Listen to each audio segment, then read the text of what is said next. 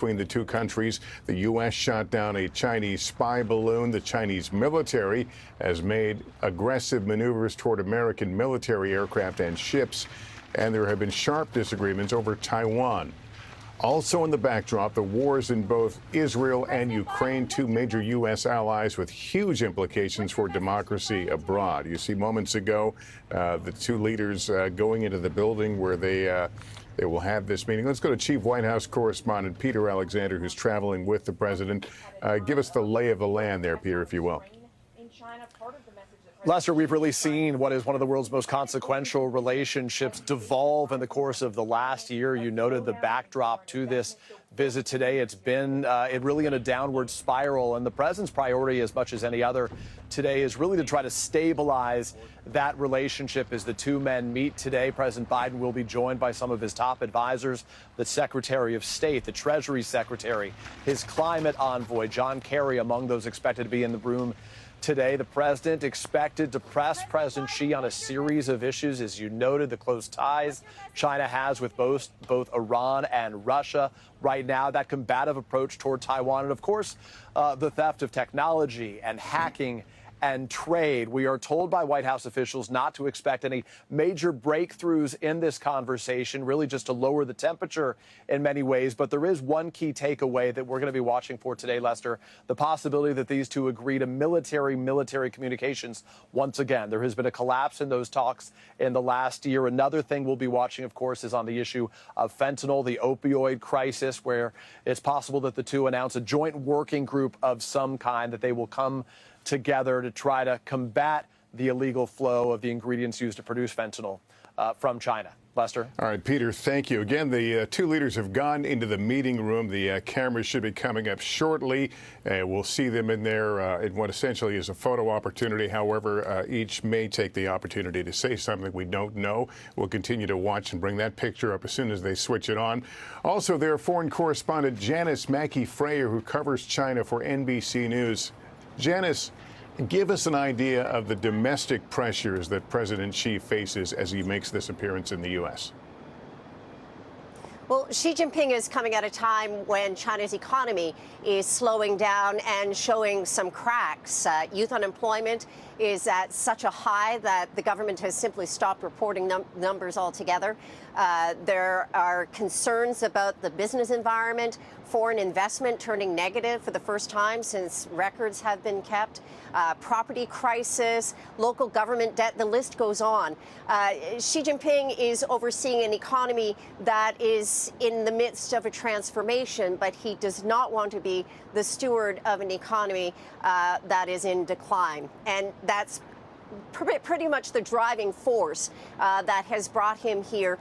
He is looking for some relief from the Biden administration on tech export controls, looking for relief on tariffs, and trying to lower the temperature, as Peter said, between the two sides. This, for Xi Jinping and for China, is also about image. All of the visuals of Xi being welcomed with this grand arrival, every detail being choreographed, this is all being beamed back by state media, getting full coverage in the newspapers, on television, and on social media, giving the impression, showing the images that their president is the guest of the United States of America.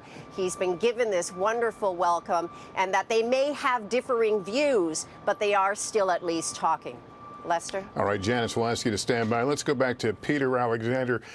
Peter, President Biden under some pressure here as well in terms of his wish list and expectations. What can you tell us about that?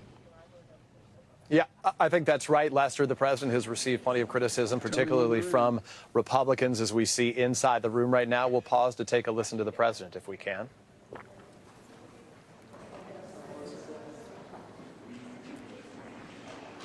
As we wait to hear from President Biden, they're seated across from President Xi. Obviously, one of the biggest takeaways from many of the president's critics as it relates to China is, I think the president the sense that you can't trust the Chinese. I think we do hear him. Yeah, let's take a listen. Sorry. And to host you in the United States is a great honor and a pleasure, particularly as it relates to our summit today.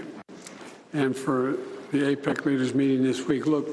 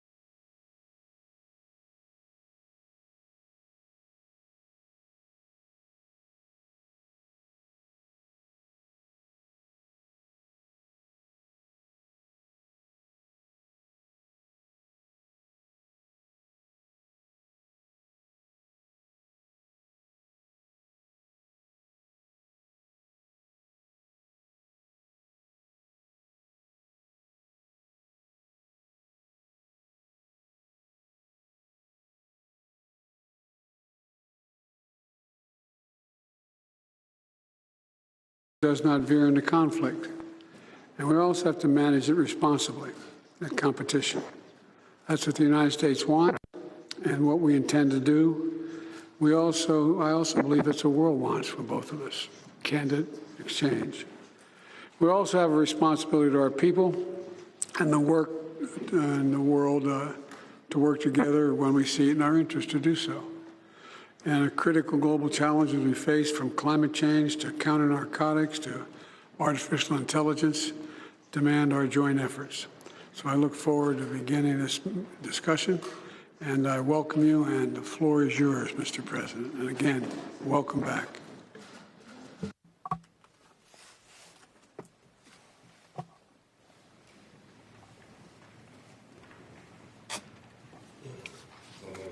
Mr. President, good morning. Coming here, I think of your trip to China. When I was the Vice President of China, we had a meeting. It was 12 years ago. I still remember our interactions very vividly, and it always gives me a lot of thoughts. Last time we met in Bali, you said it was a year and a day ago. A lot has happened since then. The world has emerged from the COVID pandemic, but is still under its tremendous impacts.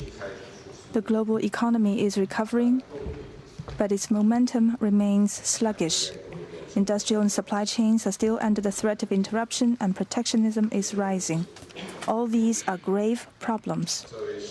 The China-US relationship, which is the most important bilateral relationship in the world, should be perceived and envisioned in a broad context of the accelerating global transformations unseen in a century. It should develop in a way that benefits our two peoples and fulfills our responsibility for human progress. China-US relationship has never been smooth sailing over the past 50 years or more, and it always faces problems of one kind or another. Yet it has kept moving forward amid twists and turns. For two large countries like China and the United States, turning their back on each other is not an option. It is unrealistic for one side to remodel the other, and conflict and confrontation has unbearable consequences for both sides. I'm still of the view that major country competition is not the prevailing trend of current times and cannot solve the problems facing China and the United States or the world at large. Planet Earth is big enough for the two countries to succeed, and one country's success is an opportunity for the other. It is an objective fact that China and the United States are different in history, culture, social system, and development path. However, as long as they respect each other, coexist in peace, and pursue win-win cooperation, they will be fully capable of rising above differences and find the right way for the two major countries to get along with each other. I firmly believe in a promising future of the bilateral relationship.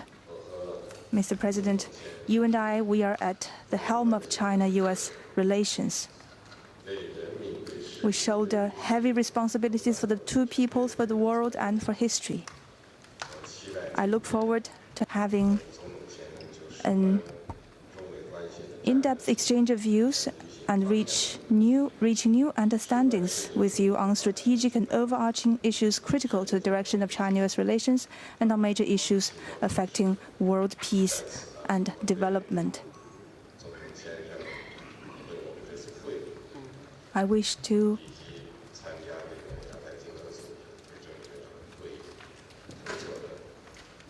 thank you for your thoughtful arrangements for our meeting today and for our participation at the APEC meeting. Thank you. Well, thank you, Mr. President.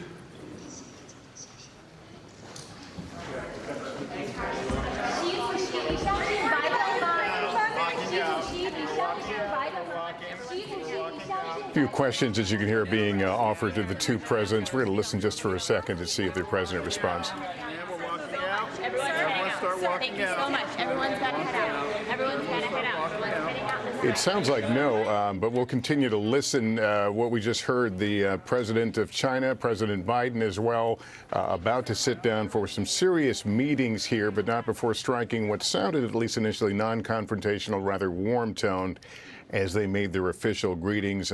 President Biden noting that there is great value in face-to-face conversation. President Xi offering a very similar assessment, say turning our backs on each other is not realistic. Again, setting the tone for the meetings to come over some very serious sticking points that have divided these two countries. Chief White House correspondent Peter Alexander, again, traveling with the president, joins us. Peter, do we know how long they'll meet, how deep they will go, whether this is a setup for a later meeting? Let us know.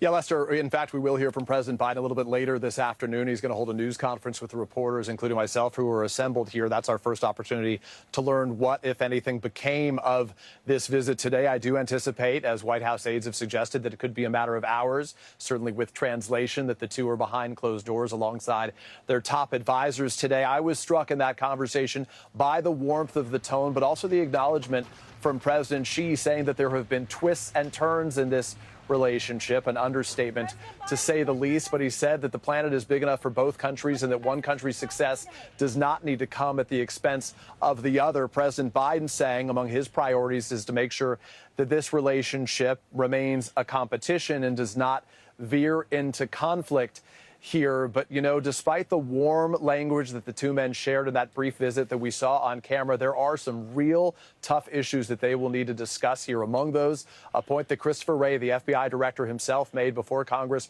earlier today, that China is responsible for more hacking, more theft of intellectual property than any country in the world. He said more than every other country combined. So there are so many issues as it relates to the wars in the Middle East and Russia, obviously, to the theft of technology and the topic of trade, all of them on the agenda as they sit down and begin this visit in formal terms as we speak. Lester? Peter Alexander. Peter, thank you for that. That concludes this NBC News special report.